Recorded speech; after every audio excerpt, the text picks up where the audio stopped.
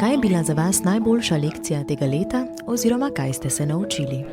V zadnjem letu sem se naučil, da se splača vlagati veliko truda in dela v eno samo stvar, tudi če na prvo žogo deluje, da je za prazen nič, ampak vztrajnost in delo in trud se lahko zelo poplačata. Mogoče to, da morajo stvari delati bolj korak za korakom in ne vse naenkrat, ker potem delo ni dobro opravljeno, tako kot na skakalnici, ker če pazim na preveč stvari naenkrat, se težko osredotočim.